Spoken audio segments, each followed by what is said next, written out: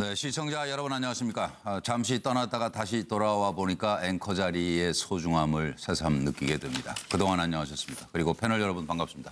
네, 안녕하세요. 안녕하세요. 잘 부탁드립니다. 뭐 잘해야 할 텐데 하는 부담이 좀 커서 걱정이 앞서니까 잘 도와주시고 시청자 여러분의 응원도 부탁드리겠습니다. 9월 4일 월요일에 뉴스와이드는 한반도 위기 상황 그 실체를 파헤쳐 보겠습니다. 정말 서로 도와서 한마음 한뜻으로 뭉쳐도 시원찮을 이 마당에 오늘 국회에선 피켓 시위로 시끄러웠습니다. 한국의 정치가 위기인 것만은 분명해 보입니다. 먼저 도대체 한반도 핵 위기 상황 어떤 정도인지부터 들여다보겠습니다.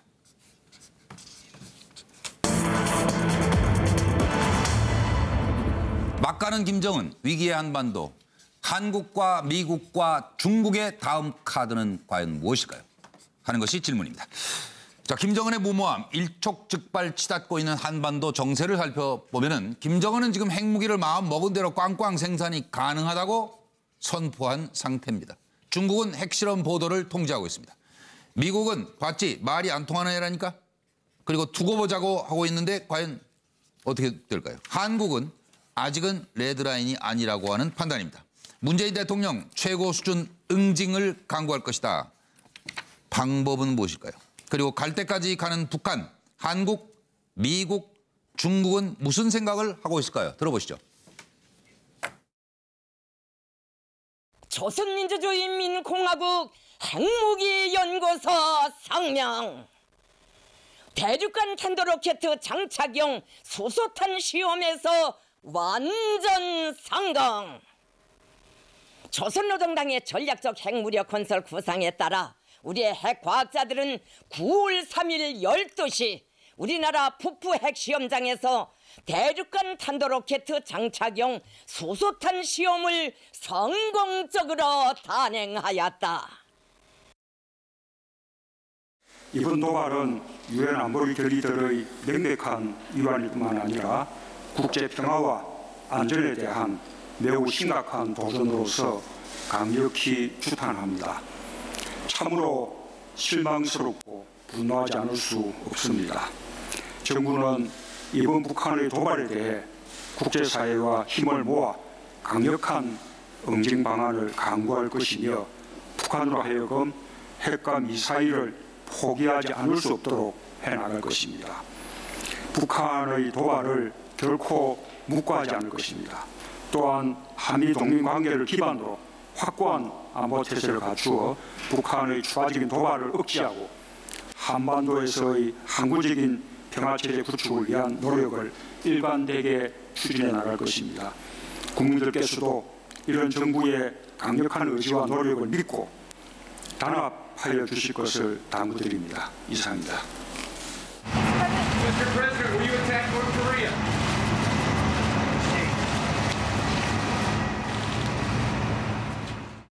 To send to the president for his strong consideration that anybody that wants to do trade or business with them would be prevented from doing trade or business with us. We are.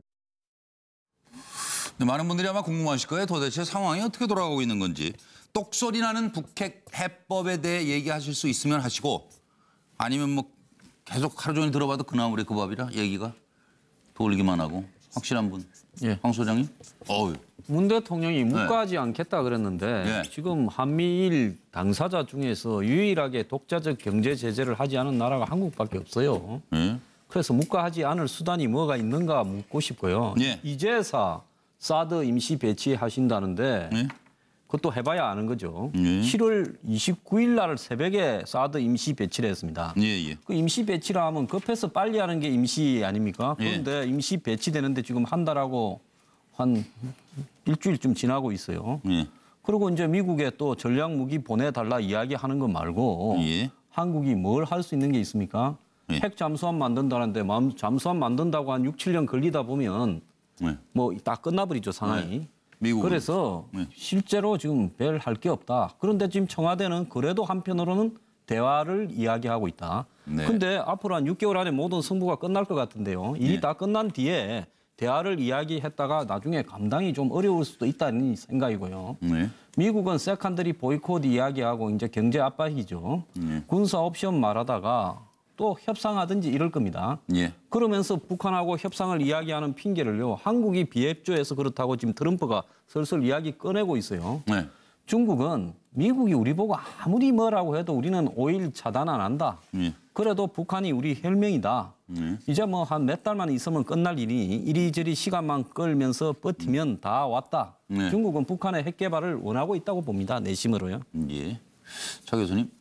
예, 뭐 저는 이렇게 봅니다. 그러니까 지금 문재인 대통령 입장에서 우리나라 정부 입장에서는 일단 선제 타격 빼고는 전부 다 모든 카드를 지금 다 머릿속에 구상하고 있는 것이 아닌가 하는 생각입니다. 뭐 네. 앞서 우리 한 소장께서 말씀하셨지만 어쨌든 간에 오늘 그 지금 국방부에서 이 사드 배치와 관련된 그 이 환경 영향 평가는 끝났다.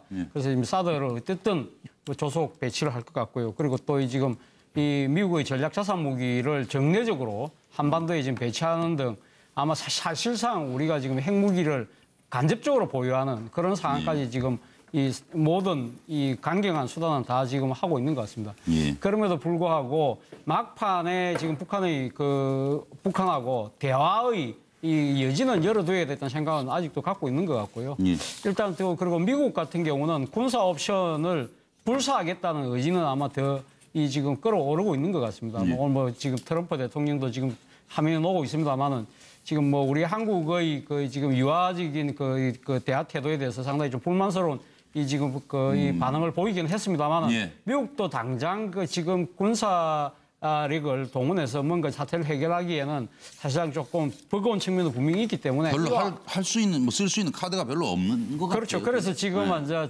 양수 겸장 형태로 지금 할 수 있는 것이 중국의 목조르기가 아닐까 하는 생각이 듭니다. 중국에게 지금 세컨더리 보이콧을 통해서 지금 뭐 그런 이야기를 하는데 지금 북한과 거래하는 업체들하고는 지금 미국은 아예 거래를 하지 못하도록 사실상의 그 세컨더리 보이콧을 아마 지금 뭐 그 정도 카드를 지금 준비를 하고 있는 것 같고요. 이에 대해서 중국 같은 경우는 말 그대로 벙어리 냉가슴이 아닐까 하는 생각입니다. 중국 입장에서는 지금 어제 그 브릭스 회의가 개막이 되는 그날 역사적인 순간이었는데 북한이 핵실험함으로써 완전히 그 잔치집에 완전히 지금 찬물을 끼얹은 꼴이 되지 않았습니까? 그렇기 때문에 중국에서는 이 완전히 지금 화가 나 있습니다만은 네. 실질적으로 할 수 있는 수단이 많이 제한적이다. 예. 그런 측면에서 중국은 아직까지 상황을 좀 더 지켜보는 쪽으로 가지 않을까 생각이 듭니다. 노영희 변호사님. 사실 뭐 할 수 있는 게 별로 없죠. 우리 같은 경우에. 왜 그러냐면은 우리는 기본적인 전제가 전쟁은 하지 말아야 된다라고 하는 그런 강력한 전제가 있기 때문에 예. 사실 우리가 가지고 있는 카드가 별로 없습니다. 근데 문제는 북한이 이걸 너무 잘 알고 있다는 것이고 그렇죠. 또 중요한 건 미국이 기본적으로 이 대한민국 그 남한이 가지고 있는 이런 위기 상황을 본인들의 그 경제적인 이득과 연결시키려고 하는 그런 움직임을 보인다는 거. 예. 이제 그게 사실은 또 약간 얄미운 부분이 좀 있거든요. 그러니까 실질적으로 문재인 대통령이 지금 할 수 있는 게 뭐가 있어요? 우리가 전술핵 같은 거를 배치하겠다라고 해봤자 그것은 오히려 그동안 우리가 얘기했던 것하고 완전히 대비되는 거기 때문에 그건 사실 네. 받아들이기 어려운 부분이거든요. 또 레드라인을 선언을 해버리게 되면 더 이상 우리가 쓸 수 있는 카드는 하나밖에 없기 때문에 예. 그것도 상당히 어렵습니다.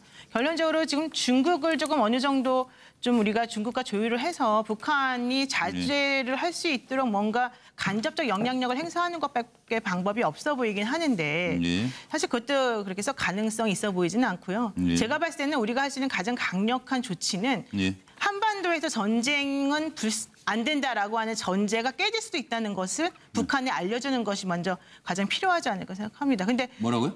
한반도에서 전쟁이 있으면 안 된다라고 하는 것을 우리는 무조건 지킨다라고 하는 그런 얘기를 북한에 지금 계속해서 가지고 있기 때문에 우리한테 이렇게 함부로 하는 거거든요. 그러니까 쉽게 얘기하면 우리도 전쟁할 수 있다 이걸 북한이 그래서 알고 그런 가능성이 언제든지 있을 수 있다라는 걸 좀 알려주는 거. 약간의 좀 협박하는 것이 좀 필요하지 않나 생각합니다. 전쟁 가능성은 낮게 보세요? 전부들? 없다고 보세요? 네. 그렇게 보세요 지금? 저는 전쟁 가능성이 네. 거의 없다고 보는데요. 네. 뭐 있다고 보는 분은 안 계신 거죠 그럼 지금 여기? 네. 그런 것 같아요 지금 분위기가. 그러니까 지금 이제 이 상황을 혼란하게 보는 이유는 네.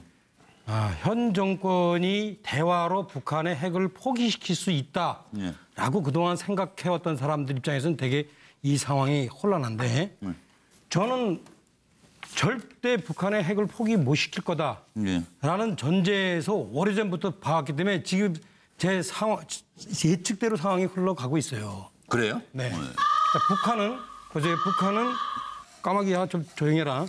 북한은 원래부터 무슨 생각을 가지고 있냐면 핵무기를 개발해서 그거를 지렛대 삼아서 한반도에서 미군을 철수시키고 자기 체제 안정을 보장받은과 동시에 남한에 대해서 어느 정도 자신들이 유리하게 영향력을 행사하려고 한단 말이에요. 근데 이 점과 관련해서 이 그림에서 보듯이 남한에서 대화론자들이 그것을 어떻게든 무마시키려고 했으나 사실 그거는 실패로 끝났어요. 코리아 패싱은 이미 기정사실화된 겁니다. 그래서 이제 김정은과 미국과의 한판 싸움이 남아 있는데 미국은 지난번에 하원 외교위원장 지한파인 사람이 와서 한번 얘기를 했어요.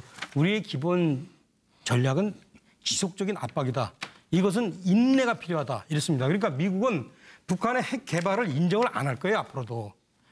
수소 폭탄이니 인정을 하든 안 하든 이미 다 끝난 거 아니에요? 탄소 폭탄. 그러니까 근데 그것을 그리고 사실 이제 옛날에 그 파키스탄이나 인도처럼 디팩토 사실상 인정하는 식으로 가는 게 아니에요. 아예.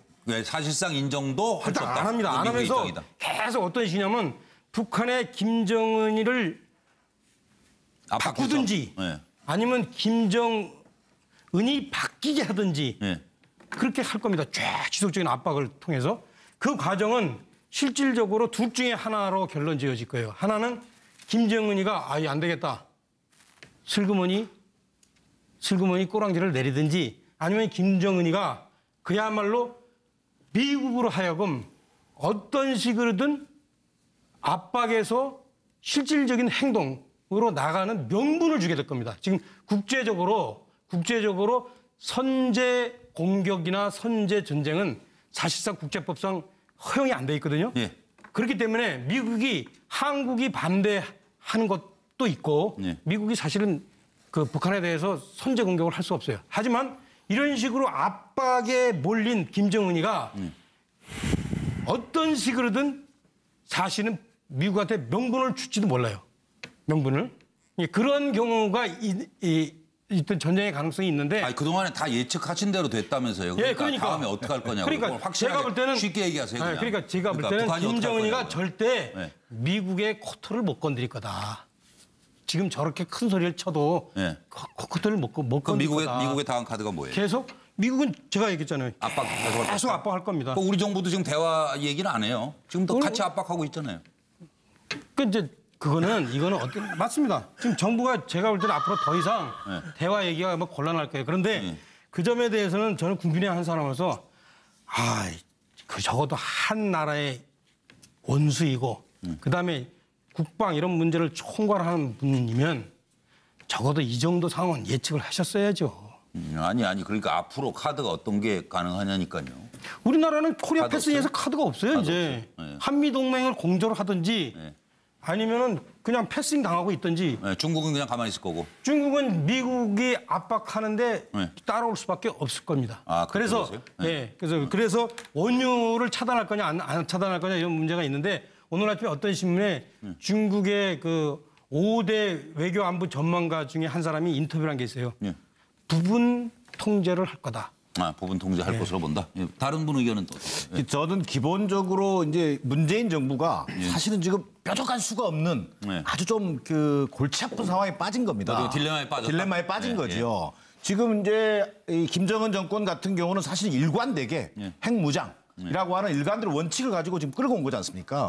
자기 아버지 때 김정일 정권 전체 기간에 있었던 것보다 집권 4년 동안 핵실험을 더 많이 했어요. 일관된 어떤 핵무장에 대한 기본 원칙을 지금 관철시키고 있다. 그런 의미에서 문재인 정부는 이미 레드라인 넘지 마라. 이렇게 얘기했지만 사실상 레드라인을 넘었다라는 게 전문가들의 평이거든요. 자, 그러면 그 상황에서 우리 정부가 취할 수 있는 방법이 뭐냐? 그동안 대화와 제재라고 하는 병행, 대화, 제재, 병행이라고 하는 다소 좀 관성적인 어떤 대응이었단 말이에요. 자, 이제는 한반도 상황이 근본적으로 레드라인을 북한이 넘은 상황에서는 모든 옵션을 검토할 때가 됐다. 이 모든 옵션이라고 하는 것은 군사적 옵션을 집착하는 것도 아니고 또 제재 만능주의에 빠지는 것도 답이 아닙니다. 또 그렇다고 해서 가능치도 않은 협상에만 또 의존할 수 없어요. 자, 다소 좀 추상적입니다만 이제는 기존에 해왔던 그런 방식에서 좀 새로운 북핵 해법을 지금 만들어내야 될 때가 된 거다. 그 정도는 다 알겠는데 뭐 어떤 카드가 있을까? 저는 이제 그게 지금 당장 이 대화라고 하는 예. 대화 국면은 사실상 수면 아래로 내려가는 거죠. 아 그렇죠. 지금 예. 뭐 기본적으로 추가 제재를 또 끌어내는데 역할을 하는 것이고 예. 그러면서도 한반도의 전쟁이라고 하는 것은 절대적으로 있어서는 안 된다는 대원칙 하에서 네. 모든 옵션을 열어놓고 북한을 압박해 들어가는 방법밖에 없을 것이다. 예. 이런 생각이 들고요. 예. 미국 입장에서는 당분간 네. 북미 간 강대강 국면을 아마 끌어낼 겁니다. 예. 자, 뭐 일이 날 것처럼 그리고 국제사회의 추가 공조를 주도하게 될 겁니다. 예. 그러나 그 제재 자체는 그다지 효과적이지 않을 겁니다. 예. 북한은 그 상황을 다 염두에 두고 예. 있는 상황인 것 같고요. 중국의 대부분 뭐 중유 공급 같은 경우도 이미 북한 같은 경우에는 중국 이 중유가 공급이 차단됐을 때 예. 이미 러시아의 채널들을 다 확보해 놓은 상태란 말이에요. 예. 자, 그런 상황에서 중국은 또한 현상 유지입니다. 예. 국제사회 추가 제재에는 동참하겠지만 예. 그 효과가 제한될 것으로 보고 있고 네. 또 근본적인 한반도 지형의 변화를 원치 않고 있기 때문에 시간을 좀 기다리면서 궁극적으로는 북미 간 강대강 국면에서 이 군사적 대치로는 어려울 것이라고 보고 대화 국면으로 넘어가는 타이밍까지 중국은 다소 기다릴 수밖에 없는 그런 상황이 될 것으로 계속 보여집니다. 기다리고 이러는 와중에 저 양 박사 보시기에 어때요? 미사일 또 쏘겠네요, 그럼? 뭐 9월 9일 날을 그 많은 전문가들이 또 한 번의 그 도발을 이제 예측을 한다고 했는데 그렇죠.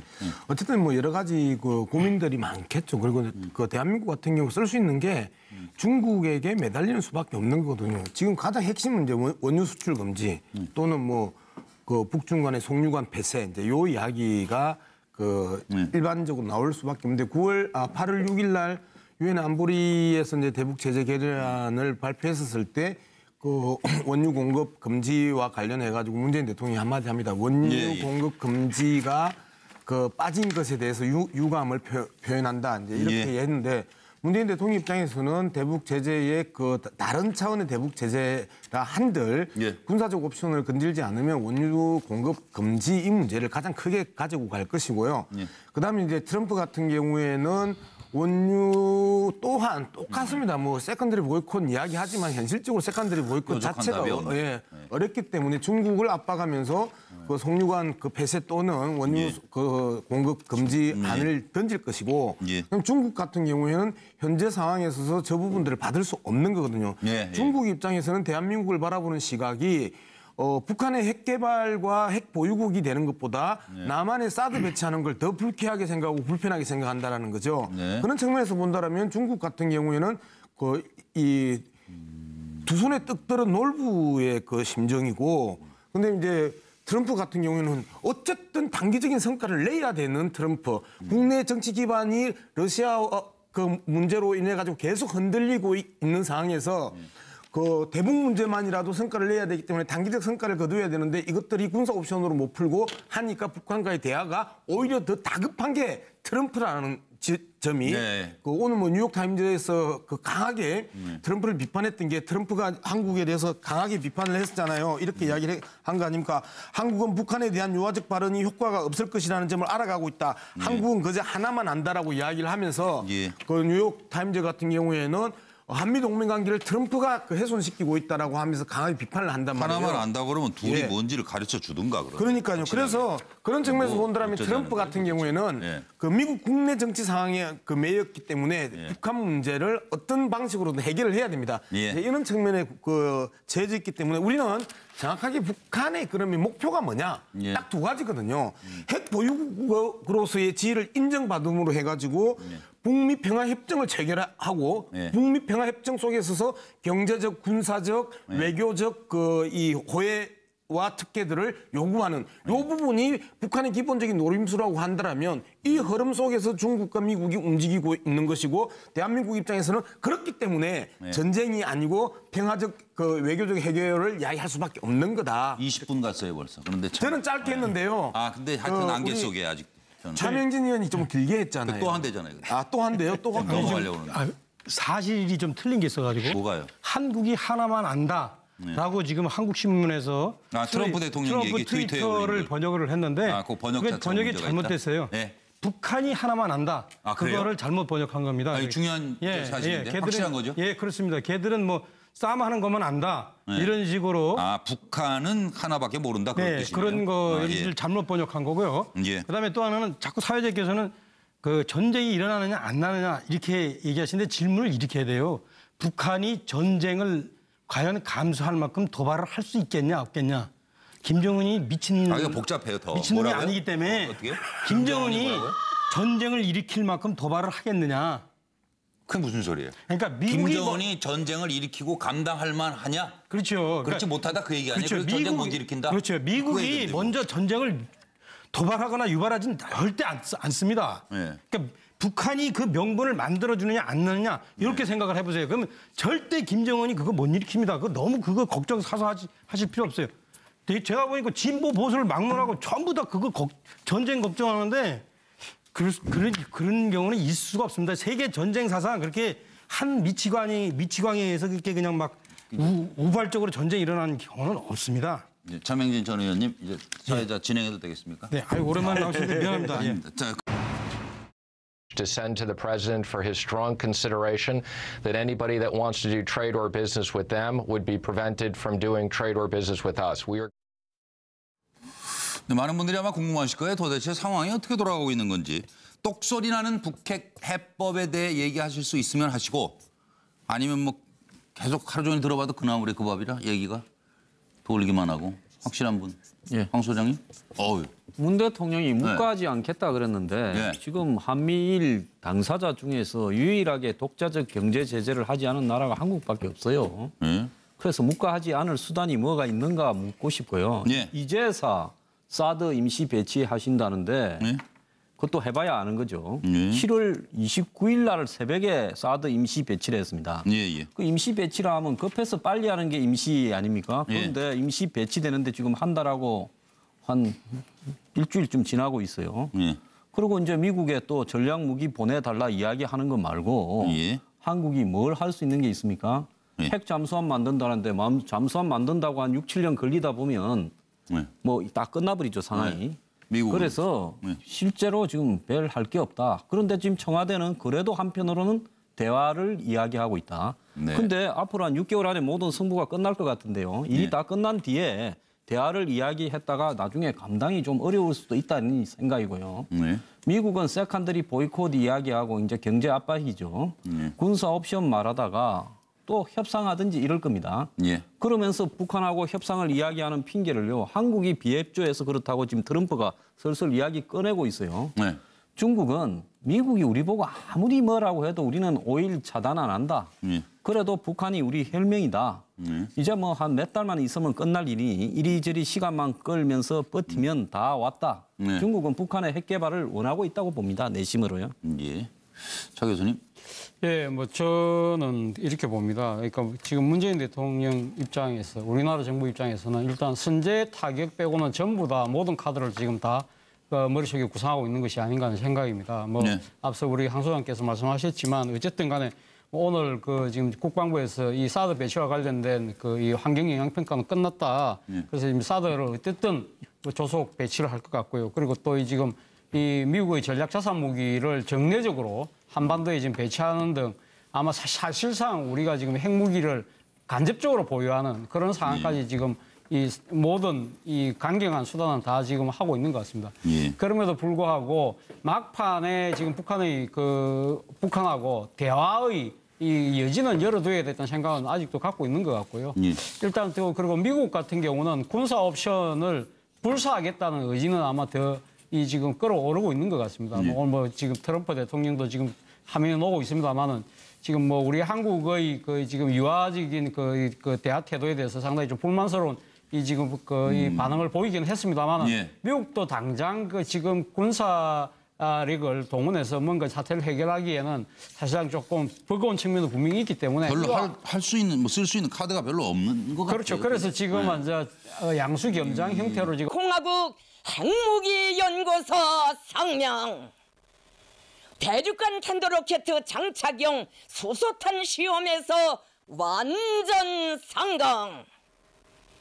조선노동당의 전략적 핵무력 건설 구상에 따라 우리의 핵과학자들은 9월 3일 12시 우리나라 북부 핵시험장에서 대륙간 탄도로켓 장착용 수소탄 시험을 성공적으로 단행하였다. 이번 도발은 유엔 안보리 결의들의 명백한 위반일 뿐만 아니라 국제 평화와 안전에 대한 매우 심각한 도전으로서 강력히 추탄합니다. 참으로 실망스럽고 분노하지 않을 수 없습니다. 정부는 이번 북한의 도발에 대해 국제사회와 힘을 모아 강력한 응징 방안을 강구할 것이며 북한으로 하여금 핵과 미사일을 포기하지 않을 수 없도록 해나갈 것입니다. 북한의 도발을 결코 묵과하지 않을 것입니다. 또한 한미 동맹 관계를 기반으로 확고한 안보 태세를 갖추어 북한의 추가적인 도발을 억제하고 한반도에서의 항구적인 평화체제 구축을 위한 노력을 일관되게 추진해 나갈 것입니다. 국민들께서도 이런 정부의 강력한 의지와 노력을 믿고 단합하여 주실 것을 당부드립니다. 이상입니다. Mr. President, will you attack North Korea?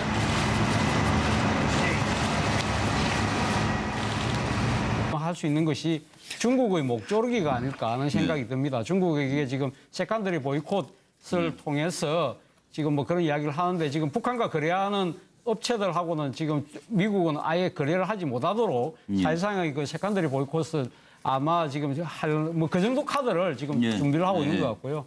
이에 대해서 중국 같은 경우는 말 그대로 벙어리 냉가슴이 아닐까 하는 생각입니다. 중국 입장에서는 지금 어제 그 브릭스 회의가 개막이 되는 그날 역사적인 순간이었는데 북한이 핵실험함으로써 완전히 그 잔치집에 완전히 지금 찬물을 끼얹은 꼴이 되지 않았습니까? 그렇기 때문에 중국에서는 이 완전히 지금 화가 나 있습니다만은 실질적으로 할 수 있는 수단이 많이 제한적이다. 그런 측면에서 중국은 아직까지 상황을 좀 더 지켜보는 쪽으로 가지 않을까 생각이 듭니다. 노영희 변호사님.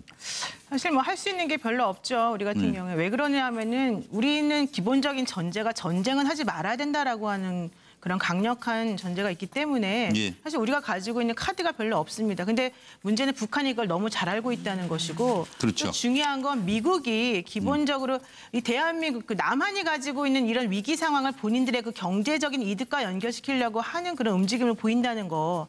이제 그게 사실은 또 약간 얄미운 부분이 좀 있거든요. 그러니까 실질적으로 문재인 대통령이 지금 할 수 있는 게 뭐가 있어요? 우리가 전술핵 같은 거를 배치하겠다라고 해봤자 그것은 오히려 그동안 우리가 얘기했던 것하고 완전히 대비되는 거기 때문에 그건 사실 받아들이기 어려운 부분이거든요. 또 레드라인을 선언을 해버리게 되면 더 이상 우리가 쓸 수 있는 카드는 하나밖에 없기 때문에 그것도 상당히 어렵습니다.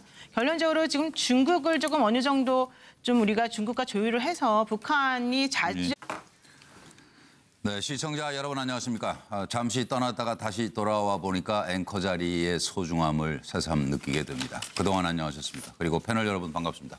네, 안녕하세요. 안녕하세요. 잘 부탁드립니다. 뭐 잘해야 할 텐데 하는 부담이 좀 커서 걱정이 앞서니까 잘 도와주시고 시청자 여러분의 응원도 부탁드리겠습니다. 9월 4일 월요일에 뉴스와이드는 한반도 위기 상황 그 실체를 파헤쳐 보겠습니다.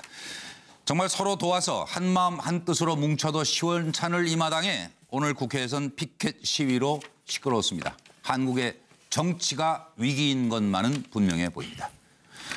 먼저 도대체 한반도 핵 위기 상황 어떤 정도인지부터 들여다보겠습니다.